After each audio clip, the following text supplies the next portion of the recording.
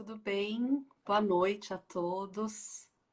Temos já algumas pessoas entrando. A Juliana já conseguiu se conectar, que bom. Foi É, rápido. foi boa noite. Boa noite, Ju. Como vai? Tudo bem, e você? Tudo bem também. Obrigada por aceitar meu convite, né, de participar nessa live. Acho que é um assunto bastante interessante, né? Pensar um pouco sobre inclusão e pensar um pouco sobre a avaliação neuropsicológica e outros tipos de avaliação, né, para crianças com necessidades especiais de diversos tipos. E acho que é uma conversa que pode interessar muitas pessoas, né? Tem o potencial de interessar muitos públicos, né? Temos nós, neuropsicólogos, que fazemos a avaliação neuropsicológica e eu tenho várias dúvidas que eu quero tirar com você sobre a avaliação neuropsicológica nesse contexto escolar. Tem os familiares, né, dessas crianças com necessidades especiais, Para os educadores, próprios educadores, com certeza. Então, acho que tem aí uma conversa muito gostosa para a gente fazer. Mas antes de sim. começar, aproveitando que as pessoas estão entrando ainda, né? Eu queria que você se apresentasse para a gente, contasse um pouquinho de você, quem você enfim, me fala um pouco, se apresenta aí para todo mundo, por favor. Lógico. Bom, boa noite, eu sou a Juliana, eu sou psicóloga, fiz a minha formação lá na PUC e lá, quando eu comecei, eu nem tinha ideia do que era neuropsicologia, isso surgiu no meio do caminho. Comecei um estágio no INCOR, como na área de recreação. E um dia encontrei no caminho uma pessoa que tinha começado o estágio em neuropsicologia lá no Instituto de Psiquiatria, no HC. E descendo para o estacionamento, a gente conversou, ela me contou um pouco. Eu falei, nossa, isso parece ser legal. Foi assim que começou a minha história com a neuropsicologia. Numa entrevista, porque nessa época não se falava tanto em neuropsicologia. Era uma eletiva dentro da faculdade. Então, algumas pessoas do meu curso, por exemplo, nem tiveram neuropsicologia. Era algo muito conhecido e que se tinha no imaginário uma ligação muito forte, muito mais com a psicologia hospitalar. Quando se falava em neuropsicologia, achava que estava em hospital, então já se ligava à psicologia hospitalar. E Uhum. eu sabia muito pouco também, quase nada.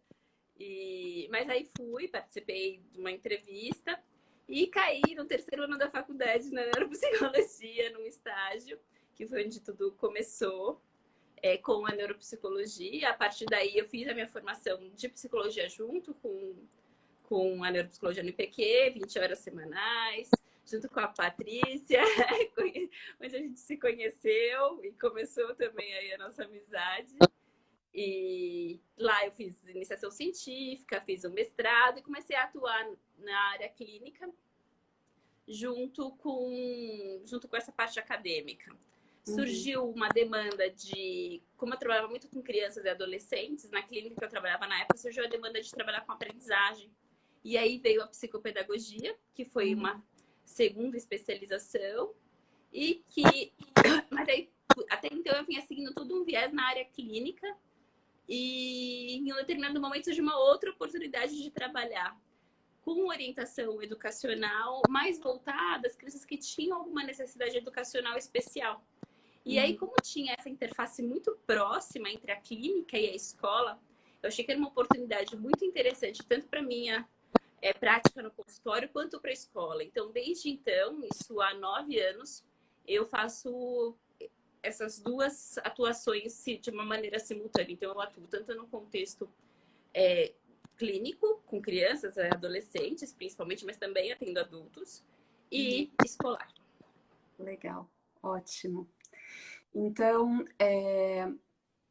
acho que eu vou emendar numa das perguntas que eu tinha pensado em fazer, que cabe com o que você está falando, né? Então, você está nos contando que você tem uma entrada, né, num contexto escolar, atuando ali com orientação num contexto escolar,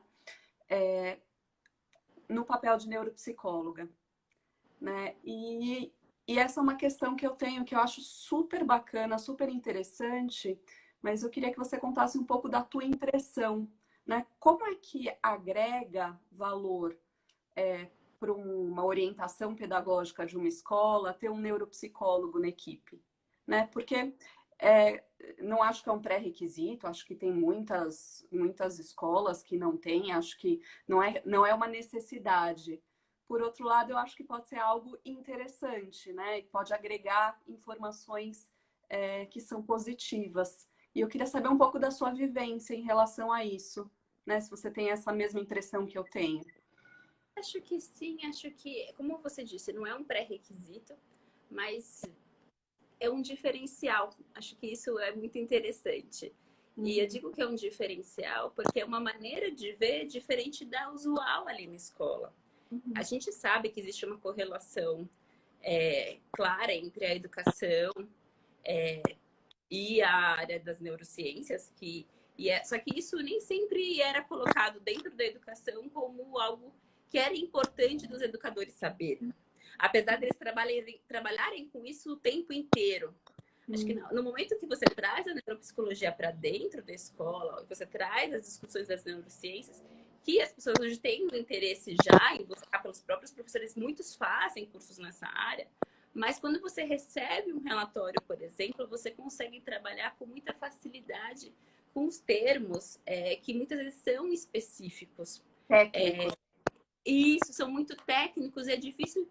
A riqueza de uma avaliação neuropsicológica é em transpor aquilo para o dia a dia.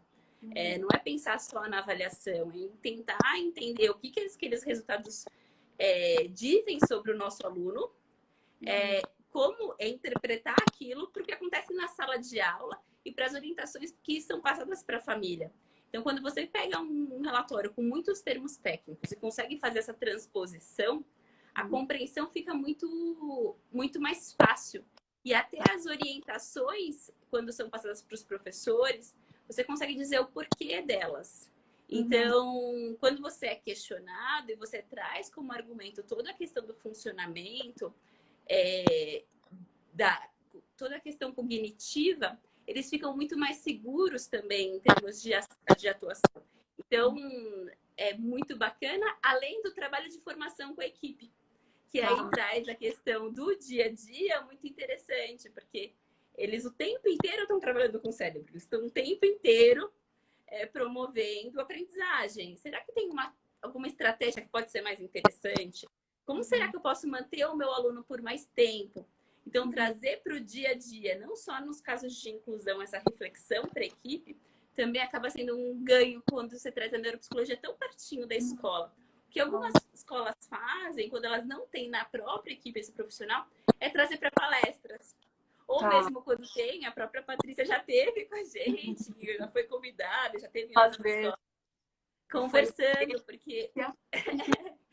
porque acho que a experiência é tão rica quando você junta esses dois profissionais e as discussões são tão interessantes que torna o processo todo mais fácil e se torna prático que é teórico, né? É muito gostoso para os dois lados.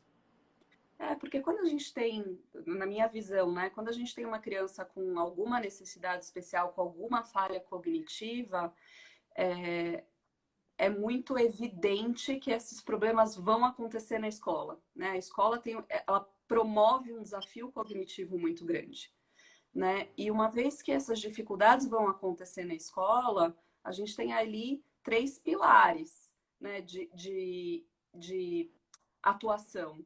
Tem a própria escola, né, que vai estar trabalhando ferramentas com essa criança.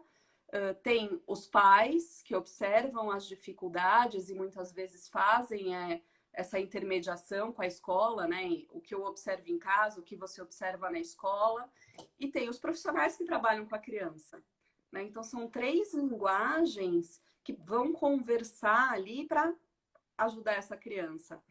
E eu entendo que muitas vezes essa conversa gira entre essas 3 pessoas, né? Esses 3 pilares, entre os orientadores, a equipe, coordenação, professores, os profissionais que trabalham com a criança e a família, né? Então é uma oportunidade também, né, de trabalhar nesse sentido.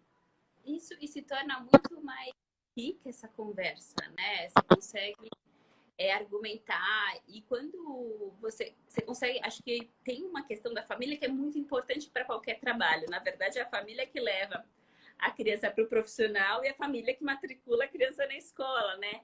Então, quando o profissional e a escola estão alinhados, você consegue trazer segurança para a família. Que muitas vezes, quando chega um neuropsicólogo, não tem um diagnóstico. Ela está num processo de avaliação ainda. Que essa é uma outra questão que é importante. Então, quando você tem esse olhar dentro da escola, a gente consegue ter uma riqueza nos encaminhamentos. E aí, você trazer por que você está encaminhando. E quando você tem uma devolutiva com um profissional e a escola em conjunto, a família se sente muito amparada. Acho que é todo um trabalho que começa a fazer sentido no momento que é difícil, principalmente quando a gente encontra uma necessidade, por exemplo, de um encaminhamento médico, de um diagnóstico para se pensar em intervenções específicas. Não é um momento fácil. Às vezes gera um alívio, porque também tem aquela situação onde a família sabe que tem alguma coisa e nunca consegue saber exatamente o que é, e aí a avaliação neuropsicológica vem como norteador para fazer uma varredura bastante ampla, né? Mas muitas vezes é difícil, principalmente esse primeiro momento. Então, quanto mais a equipe tiver em parceria, instituição e profissional, mais seguros eles ficam. Bacana. E aí, então, vou emendar numa dúvida que eu imagino que algumas pessoas podem ter, que é quando que uma escola encaminha um aluno para uma avaliação neuropsicológica, né? Quais são algumas características, o que esses professores ou essa equipe pode estar observando, né, em sala de aula, né, o que levaria uma escola a encaminhar esse aluno para uma avaliação neuropsicológica? Quando você tem uma suspeita de que o que você está observando, que destoa do grupo e do grupo que ele está, da faixa etária dos pares, e que aquilo não, esse gap entre a turma, seja do ponto de vista comportamental ou do ponto de vista de aprendizagem, ele não está associado a alguma dificuldade, por exemplo, de estratégia de ensino ou de uma situação pontual que a família está vivenciando, que está interferindo nesse processo. Então, depois de um olhar ela apresenta questões que se mantêm por um período, seja uma inquietação muito grande, você tenta variar as estratégias de ensino e mesmo assim a criança não responde com relação ao que é esperado da aprendizagem. Quando você tenta atuar com relação ao comportamento, você orienta a criança, você orienta a família, e você não tem uma resposta com as intervenções que a escola oferece, a gente pensa, bom, a gente precisa de alguma ajuda. E aí vem a pergunta, para quem que vai ser pedida essa ajuda? Se tem uma questão, porque tem uma série de profissionais, né? Tem o fonoaudiólogo, o psicopedagogo. Então a gente sempre fica perguntando, mas qual é o profissional que vai? Quando que a gente opta por um encaminhamento para um neuropsicólogo? Quais são os critérios, né? Quais são os critérios? Acho que quando a gente precisa de uma avaliação mais ampla, quando nitidamente não está associado a uma dificuldade específica na matemática, uma dificuldade específica de linguagem, você tem aquela dificuldade, mas eventualmente você tem uma agitação, uma dispersão, uma dificuldade em lidar com frustração, talvez algum componente emocional que também parece estar intervindo, e você fala, será que isso é uma dificuldade? Ou será que tem alguma outra coisa? Então precisa de uma avaliação mais fina e que talvez funcione quase como uma avaliação, não um diagnóstico diferencial, mas uma hipótese diagnóstica diferenciada. Aí sim é feito o encaminhamento para uma avaliação neuropsicológica.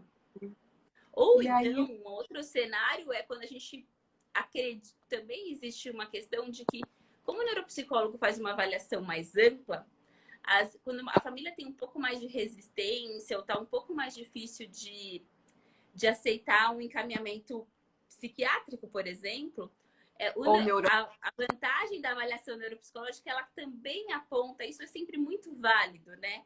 Os pontos positivos, o que a criança tem de potencial, e isso ajuda a acho que a escola já começar a fazer uma intervenção, porque ela já tem um norte de quais são os pontos que a gente pode aproveitar. E se for mesmo o caso de uma investigação médica, a fazer isso de uma maneira mais segura e com menos impacto. E embasada, né? Porque também aí não é Isso. só a opinião da escola, é a opinião, né? A Isso. visão da escola e a visão do outro profissional que também verificou ali dificuldades, questões cognitivas que exigem, ou comportamentais também, né? Que exigem um encaminhamento para um outro profissional, né? Então, às vezes, E o tinha a neuropsicólogo questão faz do você está age. querendo medicar a criança. A questão quando você encaminha para uma avaliação neuropsicológica, e nunca é o papel da escola medicar uma criança, não, eu quero saber como ela funciona. Além das. E quais são as estratégias que eu posso, enquanto instituição, utilizar que vão ajudá-la a aprender ou se comportar de uma maneira diferente. E também a gente tem aquela questão que eu acho que é muito delicada, né? De encaminhar para muitos profissionais. Então, você precisa de um psicólogo, de um fonoaudiólogo, de um psicopedagogo. A gente tem tantas queixas que você fica até constrangido de fazer um encaminhamento. E aí, a avaliação... Existe um investimento financeiro, investimento de tempo das pessoas, né? Você articular isso no dia a dia, frente a tantas atividades, a uma rotina de uma família, não é fácil. E eu falo, bom, eu tenho uma demanda em várias frentes. Eu preciso saber qual que eu tenho que hierarquizar nesse momento, o que é mais importante. E aí, essa é uma vantagem da avaliação neuropsicológica, ela me ajuda a entender aonde, e se tem alguma coisa que está associada a outras, eu posso otimizar esses acompanhamentos naquele momento. Claro. E aí, pensando numa avaliação neuropsicológica que tem essa função de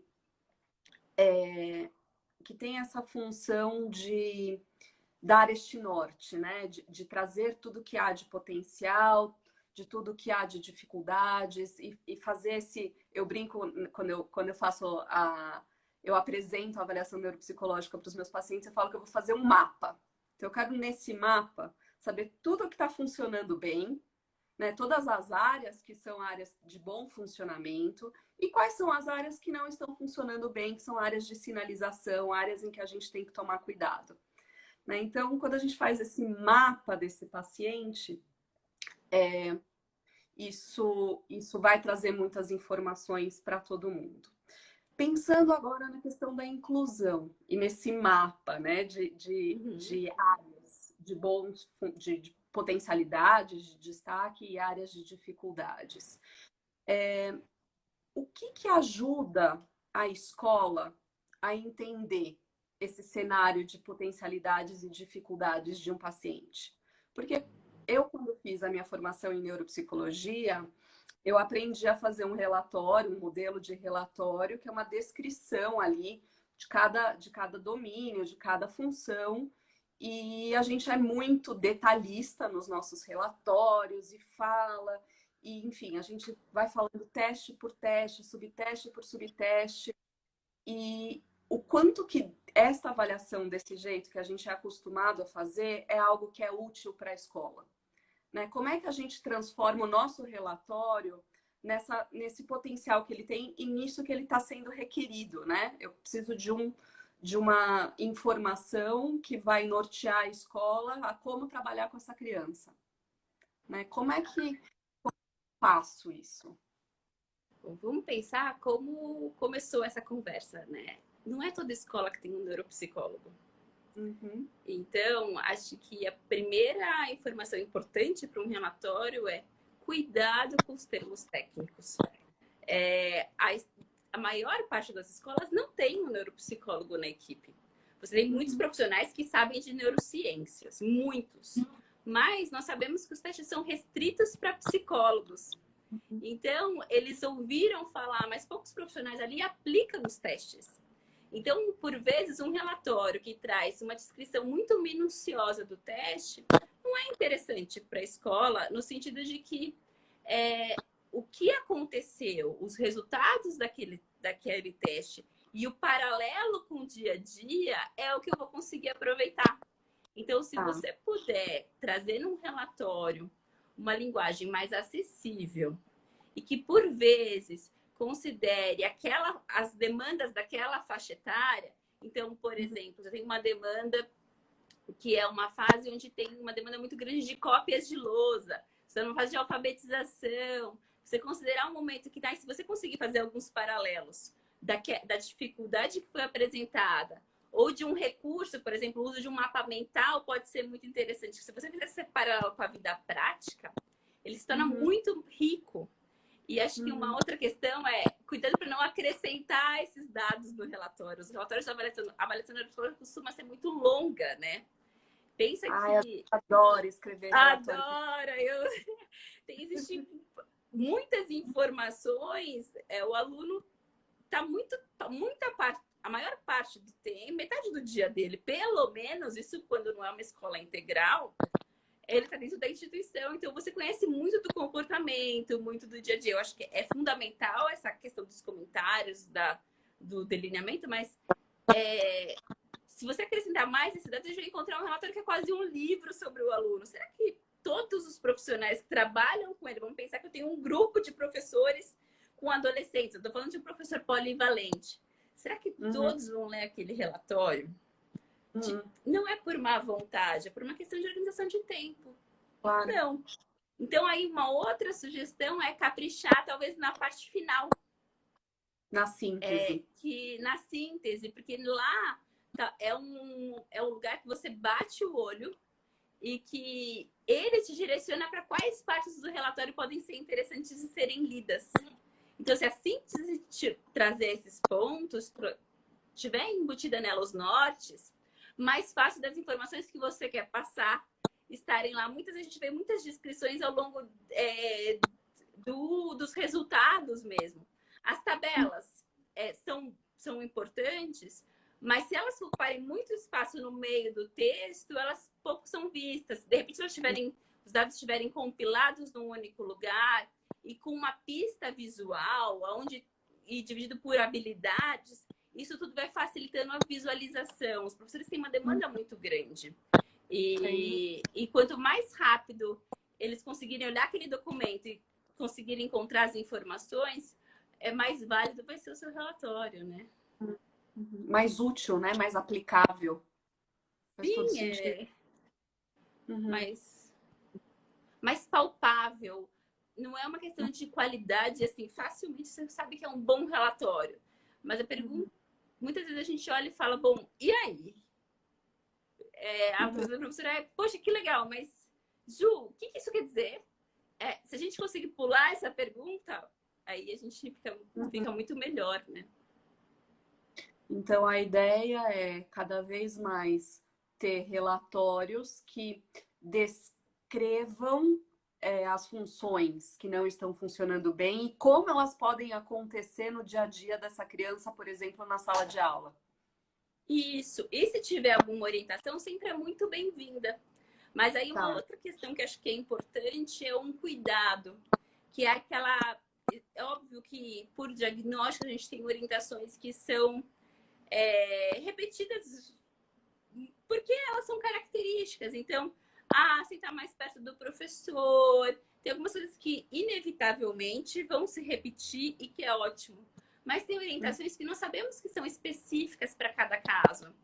E aí é muito ruim quando a gente pega sempre que tem um diagnóstico, uma hipótese de diagnóstico de TDAH, as orientações são iguais, passa uma sensação tão ruim, porque você fala, poxa, fez 15 páginas de relatório para chegar no mesmo lugar para todas as pessoas, sabe? Aí você fala, poxa, eu podia ter encaminhado para alguma coisa que me trouxesse o diagnóstico e as orientações, simplesmente, sabe? A ideia da avaliação neuropsicológica, quando ela é solicitada, é que seja um trabalho muito personalizado. Então, existe um investimento de tempo das famílias, o tempo para você de deslocamento, a questão financeira. Então, a gente espera que realmente venha algo que vá fazer sentido no dia a dia da criança. E acho que uma coisa que eu queria saber com você, também queria te perguntar, é o seguinte. Já aconteceu algumas vezes de eu pegar algum caso com algum problema cognitivo e eu colocar ali uma lista de recomendações que eu achava que era bárbara para essa pessoa, que era algo assim que seria fantástico se a gente conseguisse modificar nas escolas. E aí eu vou para uma sessão de devolutiva na escola, porque eu sempre vou às escolas para falar sobre os resultados Que da é ótimo. avaliação. A conversa agrega muito valor, né? E às vezes eu trago assim uma lista de coisas que eu acho que seria boas O profissional recomendações. segura na mesa e fica assim, olhando para você, né? E eu Assustado. vejo o orientador se encolhendo, se encolhendo, se encolhendo, ou fazendo aquela cara de paisagem, ou algumas vezes fazendo cara de não dá, né? Não dá. E aí, ao longo, né, conforme você vai conhecendo mais as escolas, você vai tendo mais alunos daquela escola, você começa a entender o que aquela escola consegue fazer ou não consegue fazer, né? Porque eu entendo também, aí eu queria um pouco da sua vivência, que as escolas não conseguem fazer tudo que a gente recomendar, tudo que a gente achar que é interessante para aquele caso, né? Mesmo que sejam boas coisas, né? Boas sugestões, boas recomendações, boas orientações, né? É isso mesmo? É variado? De escola para escola é diferente? Como é que é isso? Essa questão das recomendações, né? A primeira coisa, eu acho que é a questão do respeito, né? Acho que o profissional tem que levar em consideração que os educadores querem que o aluno aprenda. Quando ele encaminha, quando ele pede uma avaliação neuropsicológica, ou quando vem um profissional discutir, eles estão sedentos por saber o que eu faço. Tá. Só que existem as questões de número de alunos.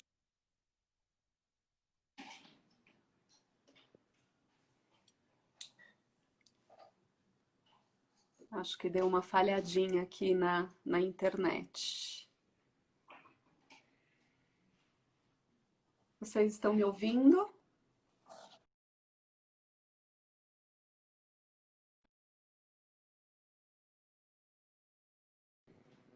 Oi?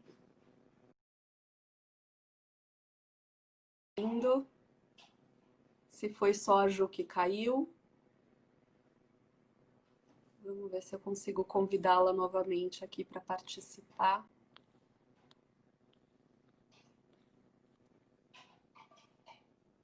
Acho que a Juliana caiu. Ah, legal, obrigada. Vamos ver, acho que a internet dela talvez não tivesse muito boa, caiu. Vamos ver se a gente consegue retomar, que ela deve estar tentando entrar de novo na live.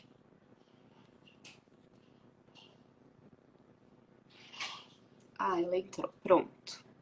Vamos lá, deixa eu mandar aqui o convite.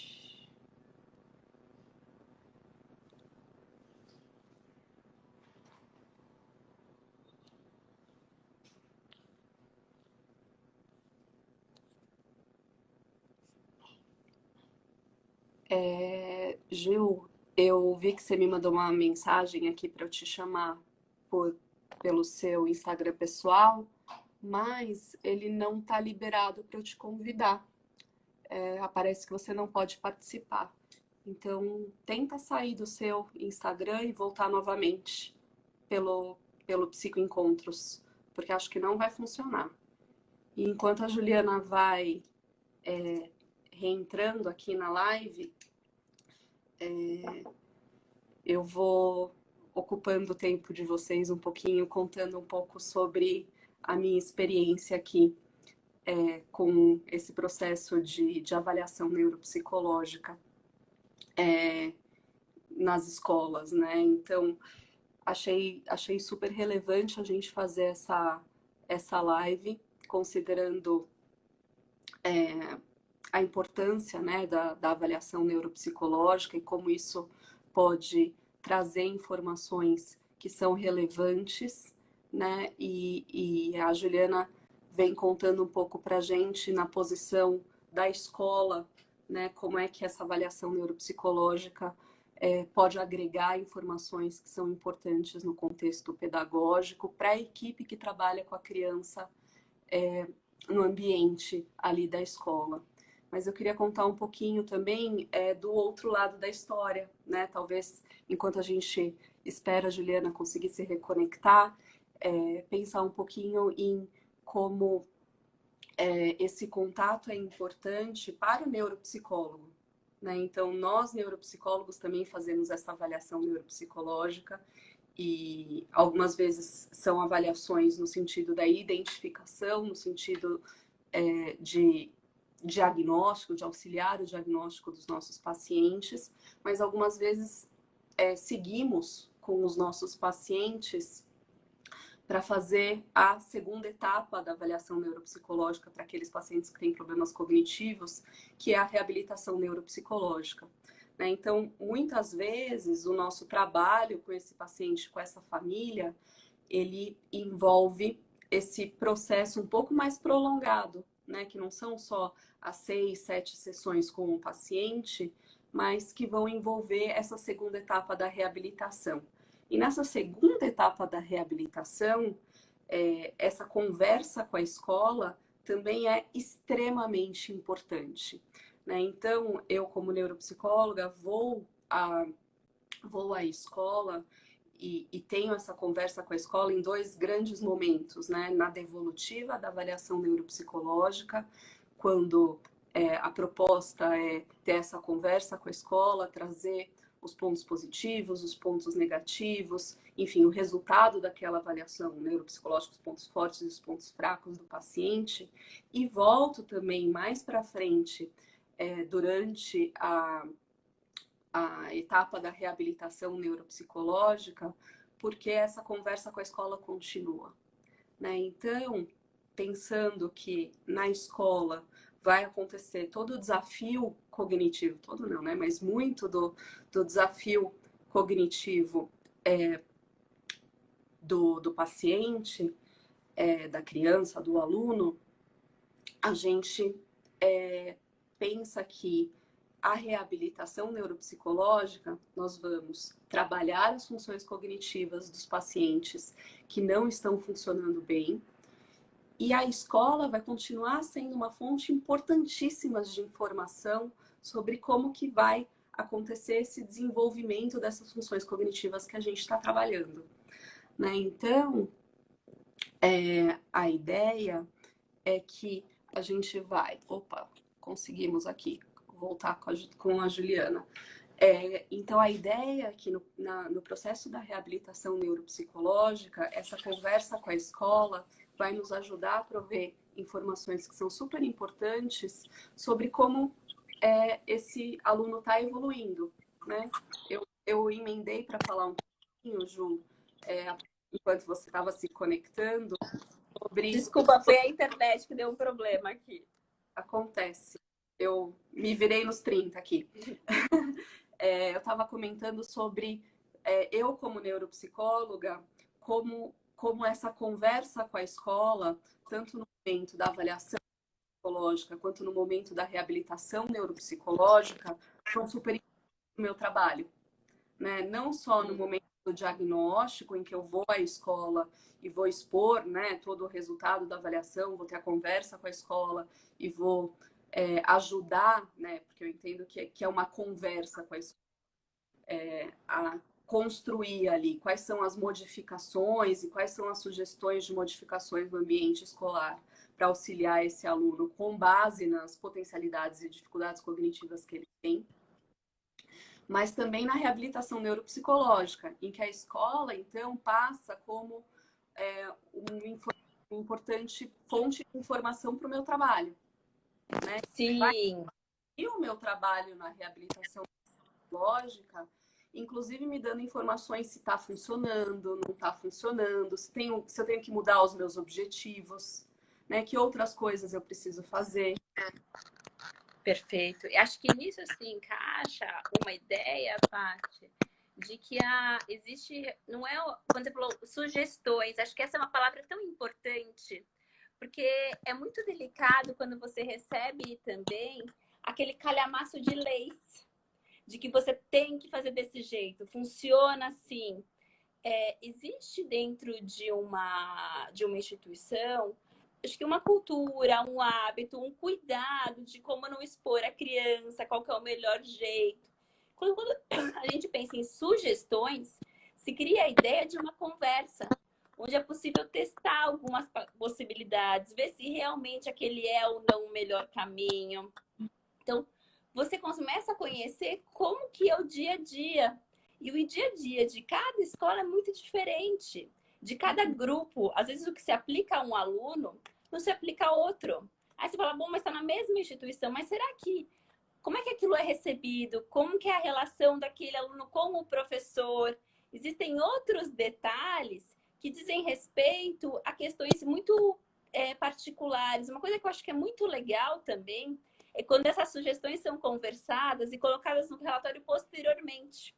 Alguns profissionais também fazem isso. Eles vêm, a gente conversa sobre a devolutiva, sobre os resultados quantitativos, sobre o impacto no dia a dia, sobre esse outro olhar qualitativo que pode ser feito. São tiradas algumas dúvidas, o profissional traz, poxa, mas será que isso funcionaria? Como é que é aqui? Existem atividades extras?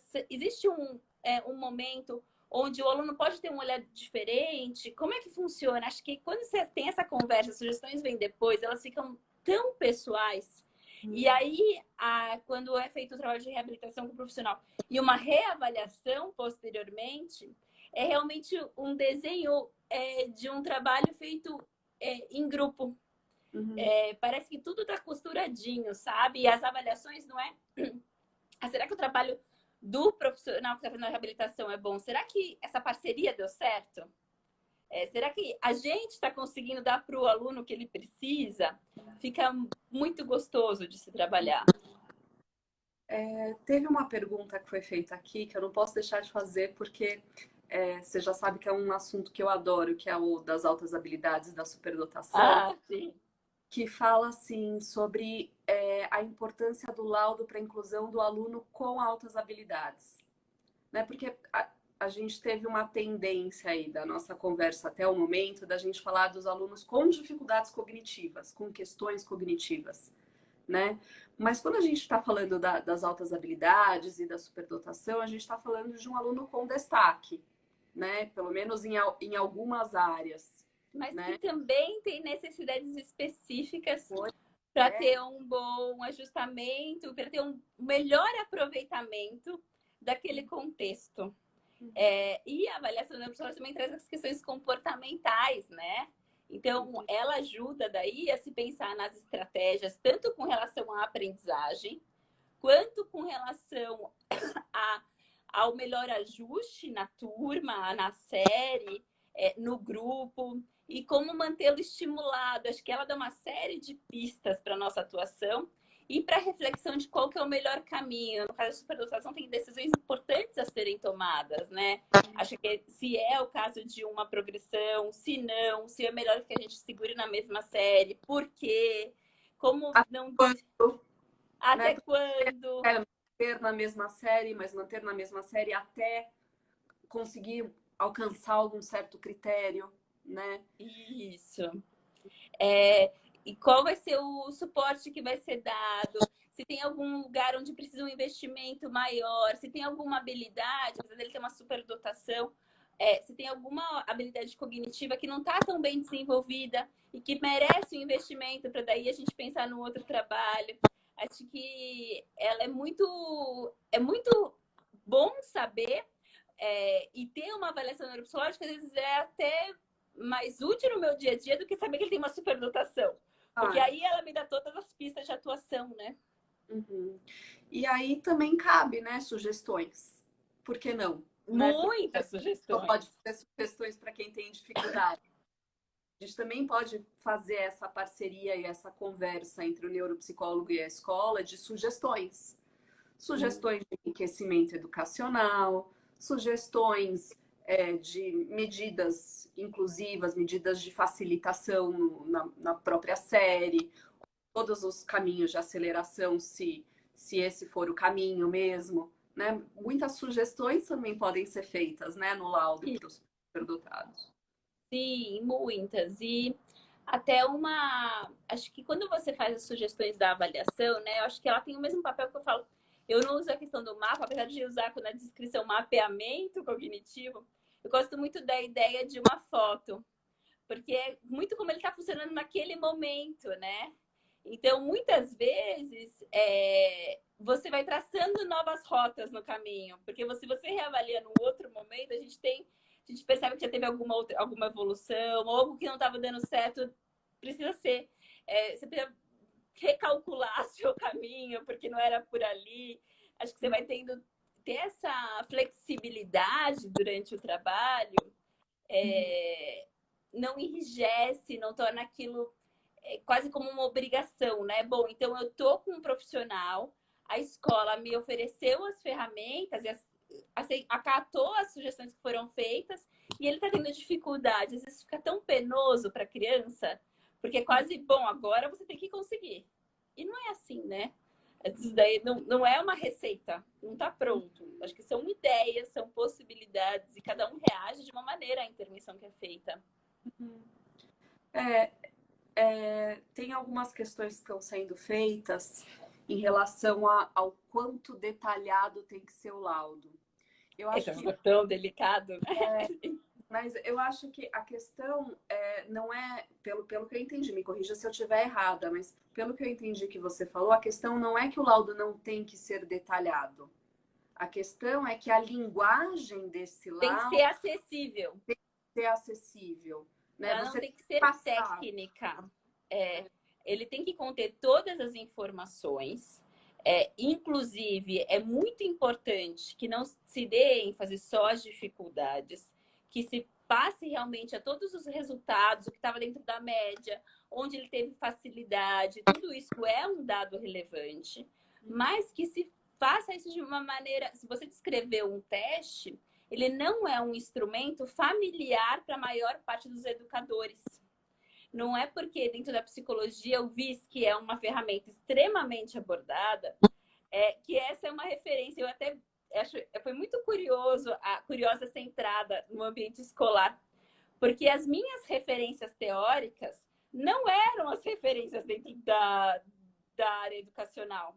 E demorou um tempo para eu perceber isso. Às vezes eu usava pessoas que para mim eram aquela pessoa. E aí a pessoa, quem é essa pessoa? Assim, são outras referências. Claro. E é óbvio que a gente abre e a partir daí surge muita curiosidade, muito interesse, mas a ideia é algumas terminologias técnicas não fazem sentido ou são interpretadas de uma outra maneira no contexto educacional. Então, quanto mais prático e acessível for a linguagem, mais fácil de você conseguir fazer aquilo ser transportado para o dia a dia escolar. Sim, eu acho que e tem que ter essa preocupação com o paralelo. Né? O que quer dizer um mau desempenho no teste dígitos do VISC? Perfeito. Ou então, quer ver isso. Por que é tão complicado do ponto... Por que você fala, ele tem mais dificuldade de controle inibitório? Bom, isso implica no que no processo de aprendizagem? Isso implica no que nas questões sociais? Ou, eventualmente, às vezes é preciso usar uma linguagem, e aí é muito interessante que você fala. Ou seja, então você explica por que você está usando aquele termo. Uhum. Isso está um pouco mais comum nos relatórios. Então, você fala de memória de trabalho e você diz o que é memória de trabalho. Só que pensem que é muito fácil, entre aspas, fazer essa transposição na cabeça do profissional. Você fala, é óbvio, está tendo dificuldade por causa dessa habilidade. Mas essa transposição não é tão óbvia assim. Então, se você puder deixar isso claro, para mim é riquíssimo. Uhum, entendo. Legal. Quando você caiu, a gente estava falando sobre as sugestões, né? O quanto das sugestões uma escola pode seguir e o quanto que isso pode ou não variar de uma escola para outra, né? E aí falou algo que eu acho que é perfeito, que é uma parceria e a escola quer ajudar o aluno, né? Quer, mas existe uma questão da cultura daquela escola, né? E aí, acho que dos referenciais dela também é muito interessante você saber, né? Se você diz que a criança estuda em uma determinada escola, de repente você pesquisar o que quer dizer, ou então perguntar para a família como é que isso funciona, como que é o dia a dia dela. Acho que na nossa entrevista, trazer um pouco disso para poder até pensar nas sugestões. Bom, será que isso se aplica? Será que cabe? Quantos alunos tem nessa turma? Será que eles trabalham enfileirados ou eles trabalham muitas vezes em grupo? Entender será que tem muitas tarefas? Será que as tarefas são feitas na maior parte dentro da escola? Será que tem algum apoio que a própria escola oferece? Então, entender esses nuances vai te ajudar até a entender a maneira como ele foi estimulado, né? Será que realmente foi feito várias tentativas e que isso permanece? Ou não? Não foi eventualmente foi um encaminhamento frente a uma dificuldade que pode ser momentânea e que foi algo muito pontual. Uhum. Nossa, surgiu uma pergunta que eu acho que é super atual, super boa. A gente está no momento que as escolas estão todas remotas, né? Tá tudo à distância, tá tudo completamente diferente. E aí a pergunta foi: como é que a escola pode seguir ou aplicar as sugestões em época de aulas remotas? Porque é muito diferente, por exemplo, no caso de uma criança com TDAH. Eu faço recomendações como sentar na frente, ficar longe da janela, é, não sentar perto de alunos que sejam muito bagunceiros, né? Tem algumas recomendações que eu penso assim, de bate-pronto na cabeça. Mas como é que a gente aplica recomendações ou como é que a escola pode ajudar com as recomendações no ensino remoto, onde está tudo tão diferente, tudo tão bagunçado? Bom, aqui a gente tem, acho que é ao quadrado a orientação de saiba como é que a escola está funcionando, né? Porque você tem um cenário tão diverso, mas eu fico pensando, vamos pensar na questão de aulas que trabalham por Meets, com encontros como esse que nós estamos tendo aqui. Acho que cabe ao profissional pensar, e aí a escola tenta aplicar. Será que ele consegue ficar o tempo inteiro com o vídeo gravado? Será que ele precisa ficar com a câmera desligada em alguns momentos? Ou será que ele vai estar 50 minutos seguidos? Ou será que ele vai... Quer ver uma orientação que a gente recebeu recentemente de uma avaliação há pouco tempo, que eu achei muito interessante, que era, olha, a criança não consegue segurar a atenção por tanto tempo. Será que ela pode, a cada 15 minutos, desligar, porque ela vai beber uma água e retornar? Uma orientação totalmente plausível e de acordo com a nossa demanda.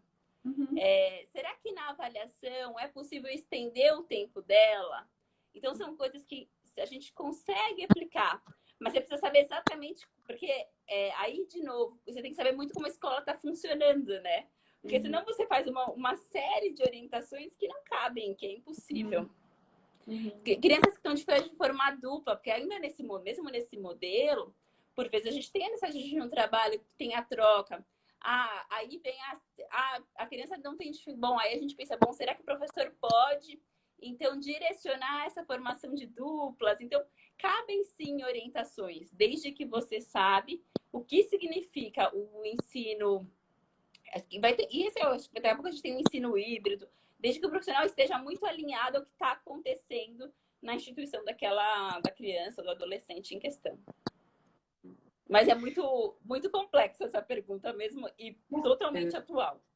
Super atual também. Eu acho que tá todo mundo tendo que se virar, né? Pra E desmistifica aquelas orientações padrões, né, Paty? De que não cabe. Se você replicar a orientação padrão, não vai fazer o menor sentido hoje em dia.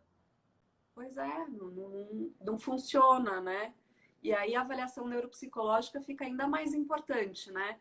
Porque eu preciso entender como aquele aluno funciona para que eu possa imaginar qual é a implicação do ensino remoto para aquela criança. E aí fazer sugestões com base nesses critérios que são super específicos e para essa situação atual que não vai valer para quando voltar às aulas para o modelo antigo.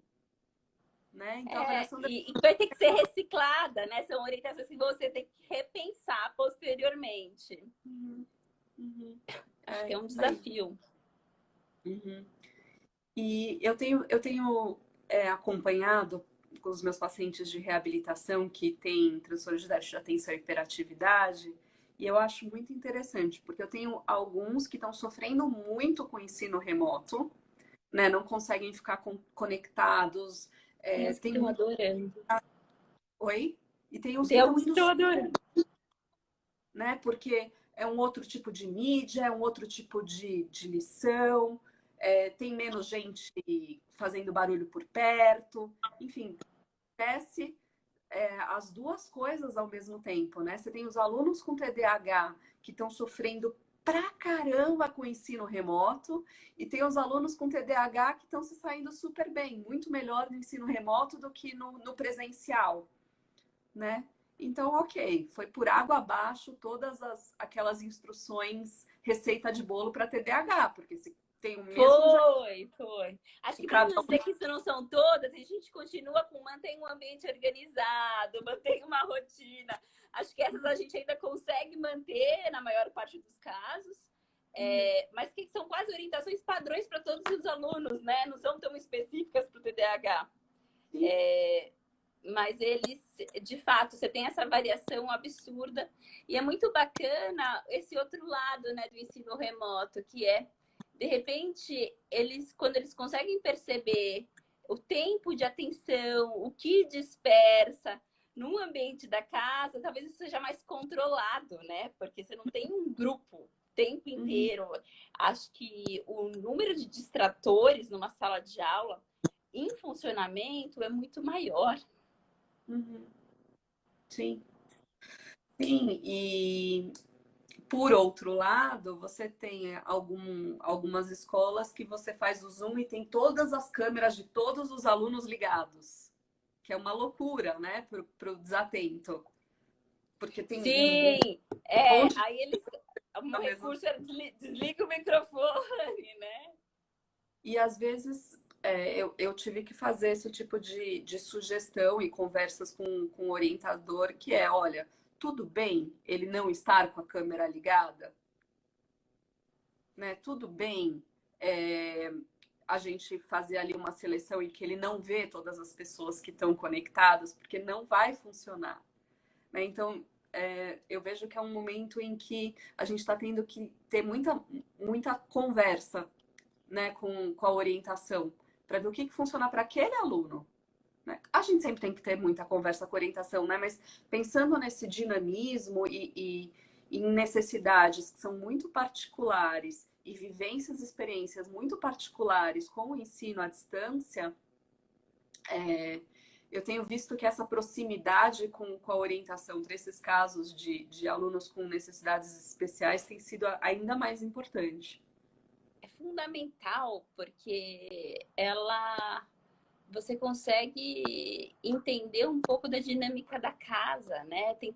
Mas pense em quantas casas, quantas famílias envolvidas nesse processo. Você passa a cuidar de um ambiente muito maior do que uma única sala. Você tem um número de variáveis que pode interferir muito grande. E, por outro lado, uma dificuldade você não consegue encostar na criança. Algumas orientações não fazem sentido. Então, você consegue, se você tem esse olhar até do profissional, você faz as adequações para o professor muito mais embasadas, né? Não fica, você tem uma chance menor de ter enganos. Legal. A gente já está chegando no final da nossa live, mas eu queria te fazer uma última pergunta, que eu acho que talvez a gente possa arrematar o assunto, né? Porque a gente falou da avaliação neuropsicológica no ponto de vista do neuropsicólogo, o que é importante, o que é importante numa avaliação, essa conversa com a escola. A gente falou o que é importante para a escola, nos laudos, né? Nos relatórios da avaliação neuropsicológica. E agora os pais, né? Quando que uma escola pode recomendar aos pais para fazer uma avaliação neuropsicológica? Porque nem sempre a busca vem dos pais para a escola, ou dos pais para o profissional da avaliação para o neuropsicólogo. Às vezes a escola indica para os pais a avaliação neuropsicológica. quando que isso acontece? Você falou já um pouquinho, né, no começo, de algumas situações que chamam a atenção da escola e fazem o encaminhamento, mas como é que é essa chegada nos pais, né? Essa indicação para avaliação neuropsicológica? Como é que é feito isso? Que cuidados que vocês têm? Acho que um cuidado é trazer para os pais o que está acontecendo no dia a dia. Nenhuma, assim como numa avaliação, numa devolutiva, a gente não começa dizendo quais são as dificuldades da criança para depois falar das qualidades. Acho que é trazer para as famílias o que está caminhando bem, o que ele está conseguindo fazer, quais são as qualidades, quais são as evoluções que têm sido apresentadas nesse processo. A aprendizagem, ela é um processo. Então, onde que a gente percebe, nem que seja uma evolução postural, se tiver muita dificuldade acadêmica, eventualmente a gente percebe nesse sentido, então está muito atento aos pontos positivos, trazer isso, porque você nunca vai ter uma criança só com dificuldades, independente de qual for o quadro. Então, trazer o que está funcionando, o que está sendo legal, o quanto você percebe eventualmente se existe uma parceria, o quanto você percebe o investimento deles para que tenha uma resposta. Para chegar num pedido de uma avaliação, foram feitas observações, orientações para os professores com relação às estratégias, conversa com a família para saber como é que eles estão atuando em casa, orientações para como a gente tentar melhorar. Foram feitas todas essas intervenções, a gente não teve essa resposta, poxa, acho que a gente precisa de uma ajuda.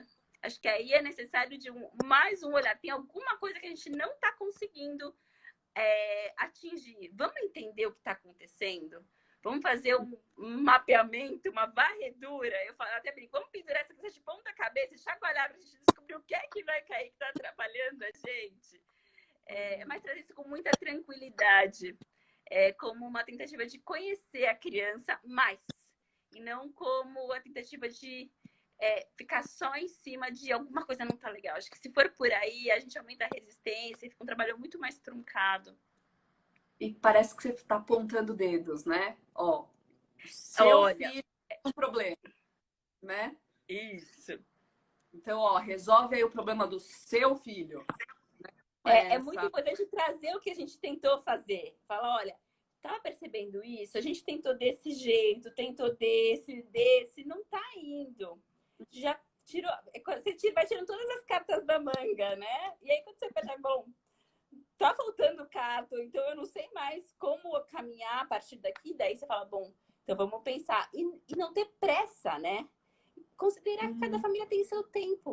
Talvez essa conversa aconteça 1, 2, 3, quantas vezes for necessário. E não é uma questão de uma resistência à escola.